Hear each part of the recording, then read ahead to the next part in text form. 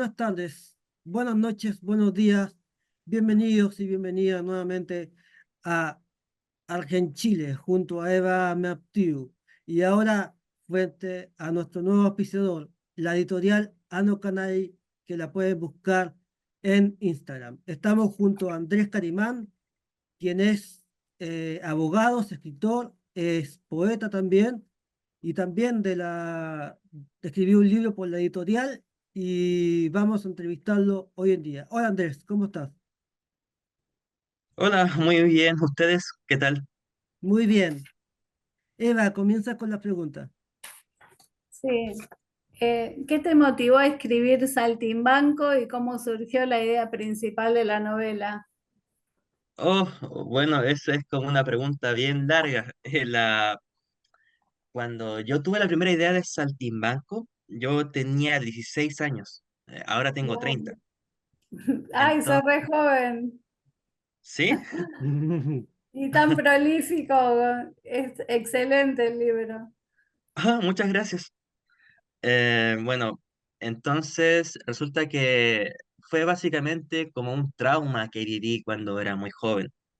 No me gustaría tener que ahondar demasiado como en mi vida privada, pero sí puedo decir que producto de este trauma, se me ocurrió la idea de una criatura mágica, más bien como nacida de los sueños, onírica, que fuese la que contase toda esta historia de este trauma. Y de alguna manera sí tenía como la idea de que de alguna manera el arte podía ayudar un poco como a sanar ciertas heridas que uno tiene, que igual es como una Claro. idea que se repite mucho a lo largo de la historia, de la literatura. Em, Originalmente cuando yo pensé en Saltabanco, eh, siempre me lo imaginé como una criatura que podía entrar y salir de la historia a su merced. Am, eh, Hay muchas influencias literarias ahí porque básicamente fue un poco como el camino para convertirme en escritor. Y en esa época me gustaba leer mucho, pero no estaba tan acostumbrado a escribir ficción. Básicamente lo que escribía yo partí escribiendo poesía. Em, con el paso del tiempo, las lecturas y como que un cierto gusto mío por la experimentación literaria y por los géneros híbridos, fue que fui dando como con eh, el tono de Saltabanco, hasta que finalmente creo que hace muy poco descubrí mi verdadera voz. Y fue cuando le hice las modificaciones finales a Saltabanco. Originalmente Saltimbanco, la terminé de escribir la primera versión cuando tenía 23 años.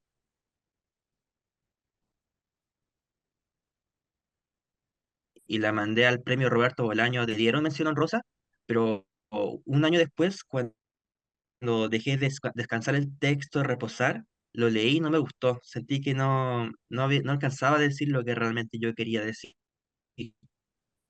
Así que lo dejé dormir a los 27 por ahí. Y traté de escribir otras cosas, pero como que no podía, porque, en parte porque estaba muy ocupado por mi carrera de derecho. No me daba mucho tiempo. Pero una vez que ya egresé, me puse a volver a escribir, entré a una terapia psicológica nueva como a los 26, y ahí, como entre sesión y escritura, logré terminar Saltimbanco, logré darle un nuevo tono, logré encontrar algo que yo considero que es mi voz personal, que por fin la puedo ocupar como yo quiero, y entré como a los 26 años como a terapia. Y ¿Ya? eso, entre conversación y escritura, logré darle forma final a Saltimbanco. Y finalmente fue lo que quedó.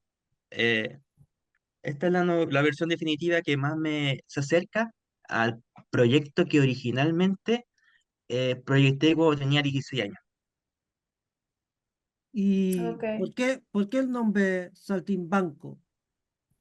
Ah, eh, Cuando era chico, había tipo 16 años, una compañera de colegio que también escribía poesía me llamaba a mí Saltimbanco, Saltabanco mejor. Mm.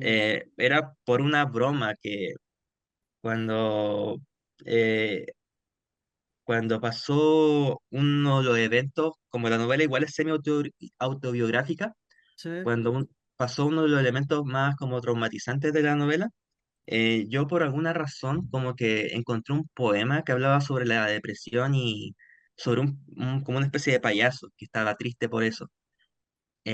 Como cuando se lo mostré a esta compañera, ella me inventó el nombre de Saltabanco.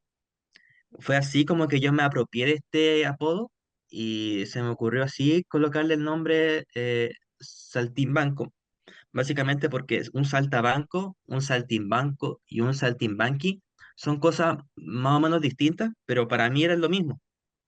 Eh, los, los saltimbanquis son estas criaturas que son como, no son criaturas, son más bien como artistas callejeros que hacen malabares, divierten a la gente.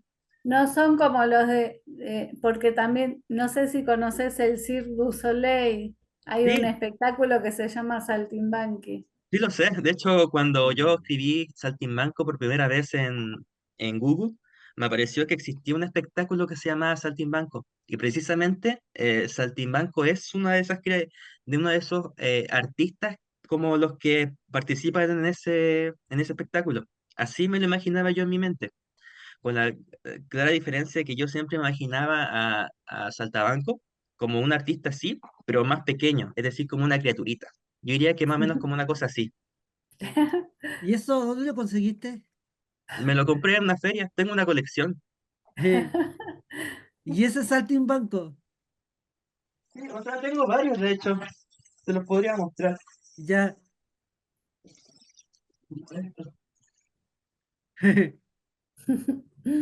Son O, como figuras medievales. sí, o como este. Sí. Aquí hay otro. Ah, buena. Sí. Eso. ¿Y en qué te afectó el autismo en tratar de Eh, escribir? sí, podríamos decir que hace hace unos años, leí a un escritor que se llama Abelardo Castillo, un escritor argentino muy bacán, una leyenda de la literatura argentina. Falleció hace un tiempo, Mm. pero él tiene una especie de libro misceláneo, que digamos que es como un ensayo, a falta de otro nombre, que se llama Ser escritor. Ahí hay un ensayo muy pequeño donde habla de cuáles son los motivos que llevan a las personas a ser escritores. Hay muchos motivos, pero uno de los que a él le parecía más interesante es que habían como toda una gama de escritores en la historia que se hicieron escritores porque tenían problemas de comunicación. Es decir, que eh, tenían dificultades para expresarse en la vida real. Y eso les llevaba como a encontrar otra forma de expresión, que era a través de la palabra, volviendo a la artística. Eh, Parte también de como esta tradición de escritores mudos, por decirlo de alguna manera, Sí, es que eh, no solamente se contentaban con querer comunicar lo cotidiano, lo rutinario, el día a día, sino que también muchas veces estaba como aunada a una sensibilidad que quería hablar de cosas que estaban más allá de la expresión cotidiana, como decir que, no sé, la belleza me conmueve, o este momento me emociona, o quiero mucho a esta persona y la quiero más de lo que las palabras normales alcanzan a expresar. Entonces, siento que alguna manera como que la literatura me ayudó como a encontrar como, como a cristalizar palabras que estaban más allá de lo que yo podía como expresar en un momento cotidiano, como decirle a una persona que la quiero mucho, más allá de las palabras comunes y corrientes. No sé si me explico. sí. Sí. Alguien dijo que para ser escritor había que sufrir mucho. ¿Y estás de acuerdo tú? O sea, sí, hay un podcast que se llama Grandes Desdichados, no, Grandes Infelices, de un escritor que se llama Javier Peña, donde Ya, habla sobre puros escritores que han tenido vidas tristes, que lo chistoso es que son la mayoría. Yo no sí, creo que la vida tenga que ser triste para ser escritor, pero sí reconozco que muchas personas que escriben, han escrito cosas muy buenas, lo han hecho partiendo de algún evento triste. Y luego su vida siguen, de alguna manera como que ha servido como para como purgar esa tristeza de la escritura, como para exorcizarlo un poco. Eva, Sí. ¿Cómo ha influido tu formación como abogado en tu proceso creativo y en la construcción de tus personajes? Ah, esa es una muy buena pregunta porque yo no quería ser abogado, tampoco quería estudiar derecho. Fue como que la vida la que me llevó ahí. Y originalmente pensé que iba a ser más como una especie de pérdida de tiempo para mi literatura, pero no fue así. De hecho, me atrevería a decir que me ayudó bastante en cuanto a la precisión del lenguaje. Cuando yo partí escribiendo, era muy, ¿cuál es la palabra? Me dejaba llevar demasiado por el lenguaje. Tenía como una construcción de las palabras completamente desbordada. Un poco como escritores que me gustan mucho, como, no sé, Pablo de Roca o Carlos Droguet, o no A mí sé. me encanta Gargantúa y Pantagruel de Rabelais. Sí, a mí me encanta también. El tema está en que como ese lenguaje era demasiado barroco, era difícil de controlar. Sí. Entonces pasa que cuando entré a derecho, los abogados, a diferencia de las personas de como el lenguaje que se utiliza en la carrera en la Facultad de Filosofía y Letras, los abogados son mucho más de precisión, mucho más no, tienes que usar las palabras correctas, no, tienes que ser muy como preciso, muy conciso. Entonces, cuando yo estaba en primer año, como que yo tuve la experiencia de haber estado en una facultad de letras un año. Entonces, a ellos no les gusta eso, como que, no, tú tienes que decirlo así, así, así y así. Al principio fue como difícil como contenerse, pero en la medida que fue pasando el tiempo, me ayudó mucho como a encontrar una manera más eh, precisa de expresarme, como que siento que conseguí eh, que la gente me entendiera mejor. Y eso también está aunado al hecho de que hay muchos escritores que también fueron abogados y había, no me acuerdo si fue Stendhal o Balzac, creo que fue Balzac, Balzac Yo porque él tenía escrito varias... a los 16 años leía a Macedonio Fernández. Ah, me encanta Macedonio Fernández, eh, pero Balzac decía algo así como que si algo había Honorato aprendido, Balzac, otro gran escritor francés. Lo sí, leí también. él decía que eh, el leer el Código Civil francés le había servido mucho para la precisión. Y a mí también me pasó que leer el Código Civil chileno me sirvió mucho como para encontrar un poco más de precisión en el lenguaje. y Entonces hay yo una diría cosa que... ¿Mm? que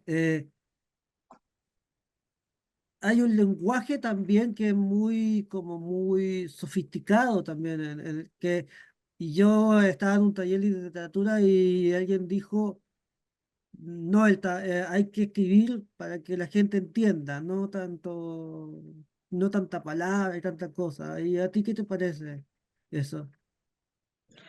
Pasa que cuando yo tenía 16 años, no miento, tenía 17, entré a un taller literario que era en la Biblioteca Nacional por una reconocida escritora de la generación de la nueva narrativa de los 90 de Chile. Sí, Y el objetivo del taller literario era básicamente que tú escribieras para que algún día te publicara Alfaguara o te publicara Planeta. O sea, que tú te convirtieras como en un escritor profesional. Y es como una idea que a editoriales mí, grandes, sí, a mí no me llama la atención la idea del escritor profesional, porque siento que se aleja un poco de la idea del escritor artista. ya. Yo siempre he sido como partidario de la idea del escritor artista. Y creo que el escritor artista tiene que encontrar un lenguaje, una forma de expresión que sea acorde a, a sí mismo, como ser lo más auténtico posible. Por eso, cuando una persona utiliza un lenguaje como más sofisticado, más enrevesado, con construcciones un poco más complejas, siempre me llama la atención cuál es su propuesta. Que tenga una propuesta interesante es lo que más me interesa. Ahora bien, obviamente igual uno tiene que esforzarse porque la gente te entienda un poco, porque tampoco uno puede ser totalmente hermético a veces. Hay No, escritores pero que son muy herméticos. a la vez tu lenguaje, el lenguaje de tu libro, te lleva a ir a otros libros, como que te empuja a una búsqueda literaria importante. Ah, es que a mí me encanta la intertextualidad. Eh, Eh, yo tengo como una idea de que la literatura, a fin de cuentas, es toda intertextualidad. Todos los textos son intertextos, que toda escritura en cierta forma es una reescritura. Entonces, pasa que a mí me gusta mucho como transparentar cuáles son todas mis influencias. Es difícil, me gustan muchos autores. No sé qué autores en particular estarán en Saltimbanco. ¿Lo Eh, conoces a Leopoldo Marechal? sí, de hecho, qué coincidencia, porque me parece que justo tengo la Dan Buenos Aires por acá. Ah, Sí, ese fue el que me regaló Eva. Acá está Leopoldo Marechal, Adán Buenos Sí, Aires. ese me es lo regaló Eva. buenísimo. No, pero no, todavía no lo leo. Eh, Leopoldo Marechal, Adán Buenos Aires. Acá está. sí, es muy Me, me bueno. enca- me encanta, eso es bueno porque a mí, justo debo decir que yo amo la literatura argentina, pero mucho, mucho, mucho.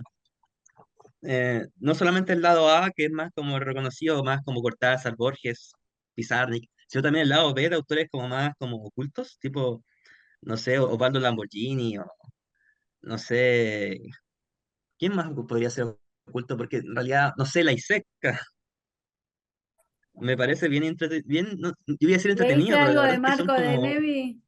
La ceremonia moderno. secreta, te lo recomiendo. Y Ya, lo voy a Rosaura a anotar, las 10. lo voy a anotar.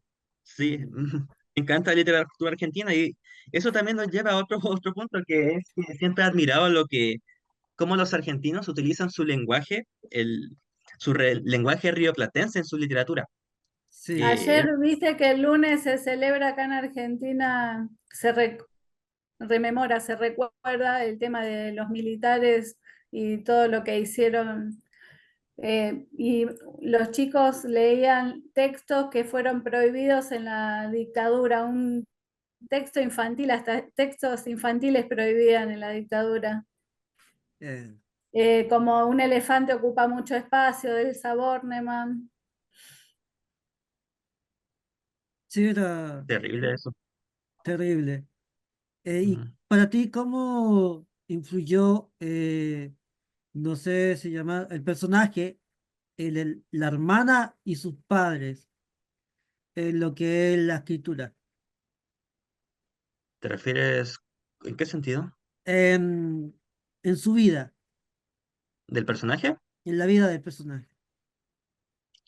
Ah, compleja la pregunta. De alguna manera, como que el tema de la hermana y el tema de los padres y el tema de la enfermedad, como que marca un poco su rumbo vital, yo creo, su toma de decisiones. No estoy muy seguro de hacia cuál sería como una respuesta adecuada, pero sí Sí, puedo decir que quizás si Sebastián hubiese tenido otro camino, a lo mejor hubiese sido otra clase de escritor, pero estas experiencias le llevaron a ser el escritor que termina siendo al final de la novela. Más allá de eso, no lo sé, es que el tema está en que nunca creo mucho en los what if, qué hubiese pasado si. Entonces, como creo ya, que las cosas suceden y tenemos que hacernos cargos de ellas, lo mismo pasa con este personaje de ficción. Su destino de alguna manera está marcado por lo que le sucedió y las decisiones que tomó. No, no concibo como otro Sebastián, distinto al Sebastián que tenemos. sí. Eva, Sí. Eh, ¿Cuál es tu rutina de escritura y cómo enfrentas el bloqueo del escritor? Ah, mi rutina de escritura es abrir el computador y sentarme a escribir. No, no, no tengo horarios. Trato de escribir un poco todas las semanas. No. No tengo como rutina de escritura, francamente, porque siempre estoy escribiendo. Tengo cuadernos, libretas, donde también siempre estoy escribiendo, pero son más bien apuntes. A veces también escribo en una aplicación del celular que se llama, creo, algo sobre notas, Good Notes, una cosa así. Y sí. también escribo ahí. Escribo en todas partes, escribo en servilletas, escribo en mi brazo.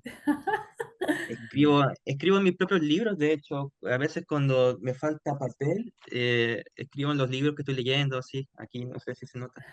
Que aquí Sí, también van a ver como apuntes de novelas que escribo, cosas así. Siempre estoy escribiendo, entonces soy un escritor asistémico que su parte sistémica es cuando se dedica como a organizar sus textos. En ese sentido creo que soy un escritor bien collage, como que mm, soy como algo caótico para la parte creativa, pero cuando se trata como de ordenar el texto soy bien matemático.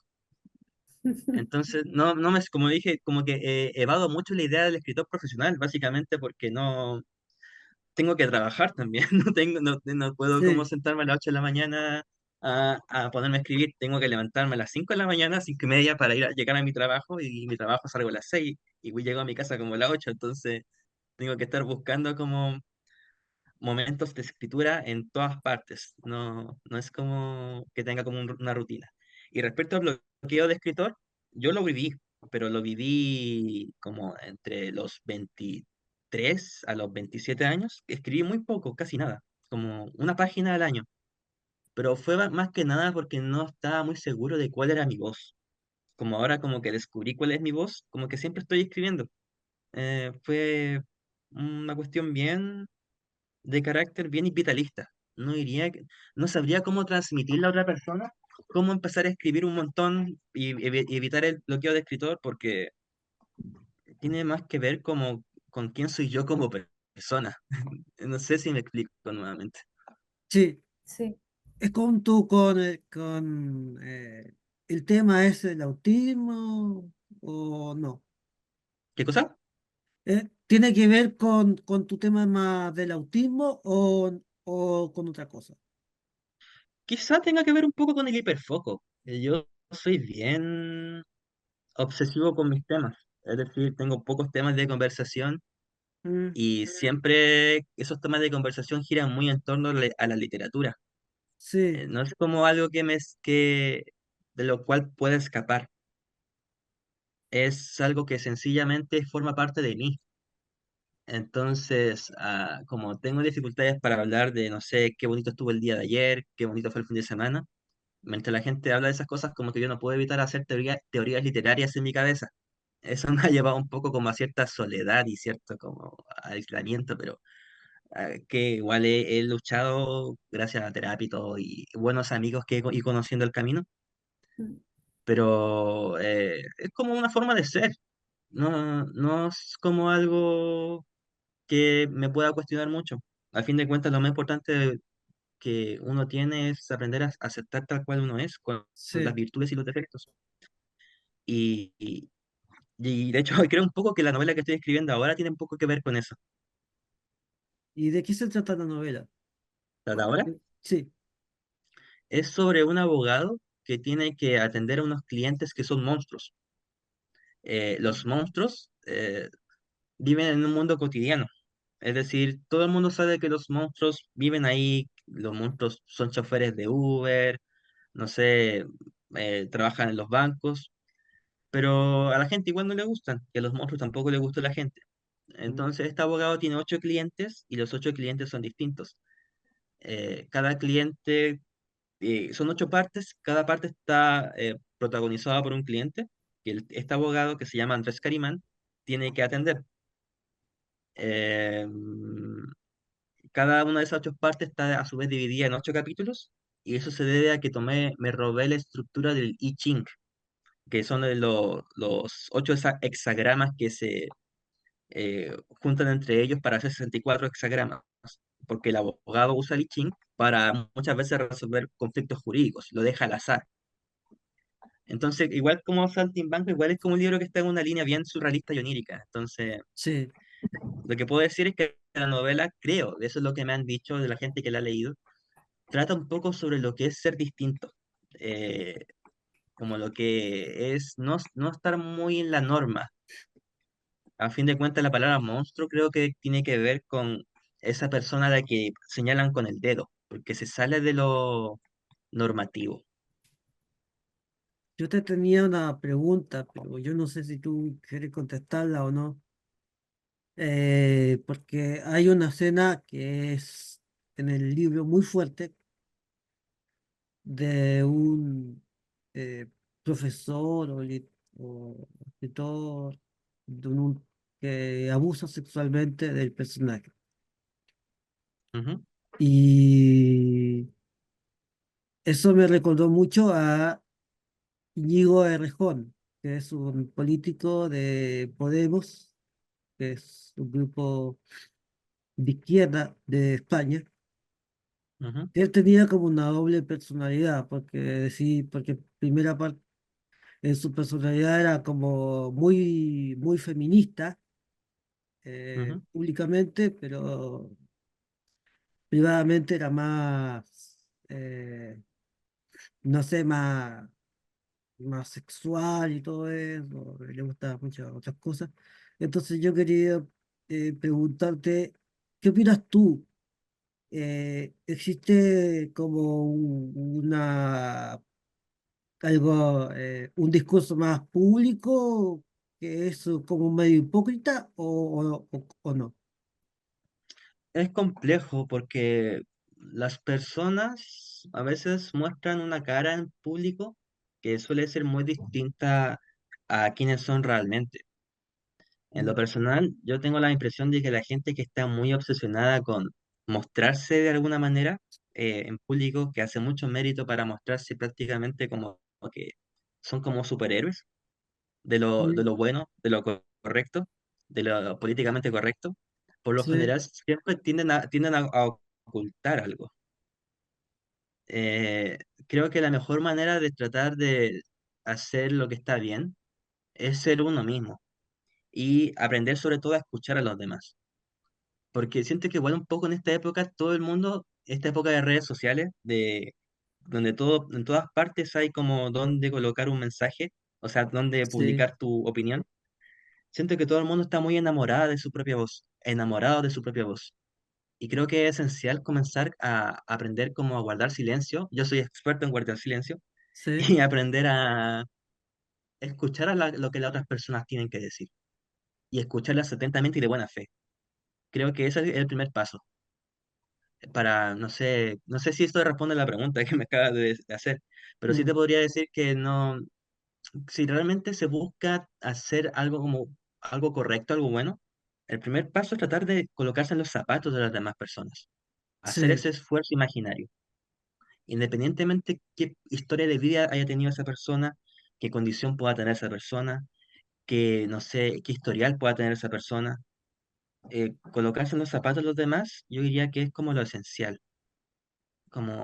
Y es difícil porque a fin de cuentas en la vida uno siempre se deja llevar por emociones, siempre van a existir roces con las personas, siempre van a haber diferencias, discordias, pero eh, para, no sé, ser correcto, no creo que haga Sí. falta estar constantemente haciendo bochinche de que tú eres una persona políticamente correcta y muy buena, sino que es simplemente querer empatizar un poco con el otro escuchándolo, solamente escuchándolo y no interrumpiendo lo que tiene que decir.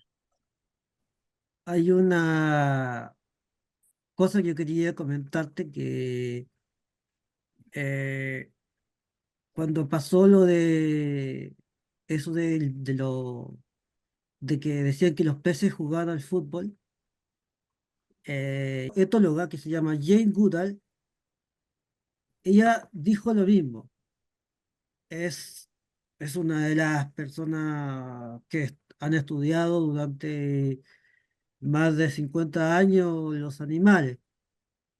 Entonces yo quería preguntarte, ¿tú crees que la izquierda porque tú, según el libro, te consideras un poco de izquierda, tú crees que la izquierda se ha vuelto un poco elitista por- o en ese sentido? Oh, es una pregunta controversial y bastante buena. Me voy a mojar el potito un poco. Ya, Mira, yo sí soy de izquierda, es la verdad. Y también sí, podríamos decir que yo soy un progre, soy un escritor de izquierda progre. ya, Pero me pasa que mi propio sector no, muchas veces no comulgo con lo que dice o hace. Em, Hace unos años se publicó un libro que se llama La rebeldía se volvió de derecha, creo que se llama Pablo sí, Estefano el autor. Lamentablemente no lo he podido leer, pero sí he podido escuchar varias entrevistas del autor. él dice en un momento dado que lo que a la izquierda le hace falta es deshipsterizarse, no ser tan hipster. Sí, Que lo dice de una manera un poco coloquial, pero creo que se entiende lo que quiere decir. Que de sí, alguna manera la, no sé si posmodernización, no sé, yo no fui a una facultad de letras ni filosofía, así que no cuento con esa formación. Probablemente debe existir gente mucho más capacitada para hacer mis comentarios con un bagaje cultural muy superior al mío, pero desde mi experiencia personal puedo decir que, sí, como cierta posmodernización de... Pero más que eso tiene que ver con otra cosa, que antes como el foco de la izquierda estaba como puesta en en, el obrero. en el obrero, sí, claro está. En cambio ahora eh, requiere como otro tipo de matiz, es decir, otro tipo de formación, más, como que reemplazaron un poco a Marx por Foucault, eso es que como lo que se suele decir. Mm, Entonces, Sí. y no digo que esté mal, de hecho, yo diría que es genial que hoy en día la izquierda por fin haya hecho una crítica y quizá haya incluido a las diversidades sexuales, que se incluya incluso a veces a las neurodiversidades, me parece genial.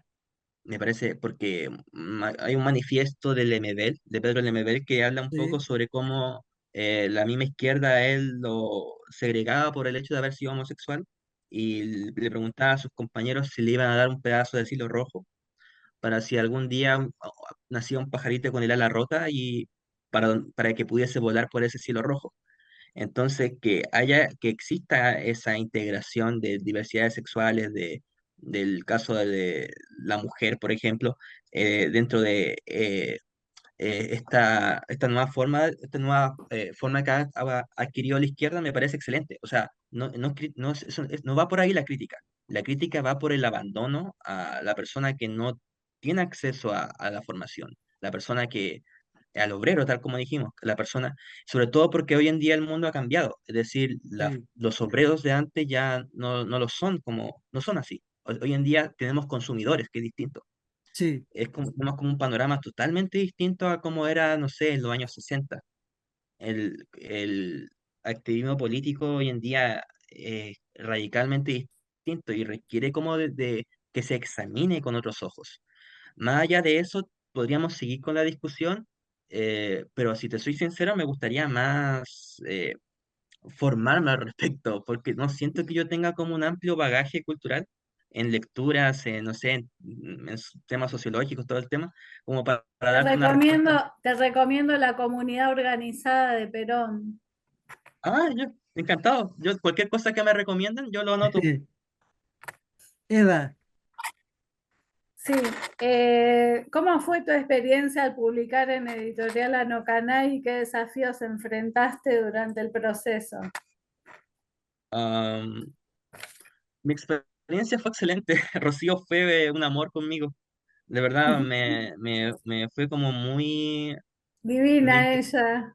me integró muy bien, fue muy amable, me dio muchas facilidades, de hecho. Sí. Eh, pude, pude solventar los gastos de Saltimbanco en cómodas cuotas por mucho tiempo. De hecho, estábamos conversando, nos pusimos a conversar de Saltimbanco a finales del año 2023, es decir, en diciembre. Así que tuve prácticamente un año entero para poder eh, conseguir cómo financiarlo. Eh, Respecto a los desafíos de Saltimbanco, obviando el tema monetario, yo diría que al tratarse como de una obra abierta en términos literarios, fue complejo ver qué cosas sacar, porque el libro igual era un poco más grande antes, pero al examinarlo me di cuenta de que había cosas que no encontraba que tuviesen una directa relación con el tema de la novela, así que fueron extraídas. Eso es interesante porque es saber cuándo una obra está finalmente acabada. Cuando uno finalmente coloca el punto final, siento que hay obras que orgánicamente uno sabe cuándo están terminadas, pero hay otras, como las obras abiertas, creo que ese es el término que usaba Humberto Eco, ópera aperta, ¿eh? que no es difícil saber cuándo colocar el punto final, precisamente como por su polifonía, su eh, su trama, la trama que a veces queda como en segundo plano, dándole prioridad a otros temas como la escritura, la estructura, no sé, el lenguaje, etcétera, etcétera. ¿Te costó mucho el final? Eso es lo chistoso. Las últimas palabras las escribí antes de terminar la novela. Ah, qué buena, genial. Sí, Le- el- se dio de manera muy orgánica, como dije, pero lo que me costó más fue sacar cosas que estaban antes, que sentía que no, no estaban, como ya señalé, no estaban como muy ad hoc con la novela. y para terminar, eh, Ujú. para ti, ¿tú crees que debe haber una segunda parte o la obra ya está finalizada? Está finalizada completamente, lo cual no quiere decir que muchos personajes vuelvan a aparecer en otras novelas.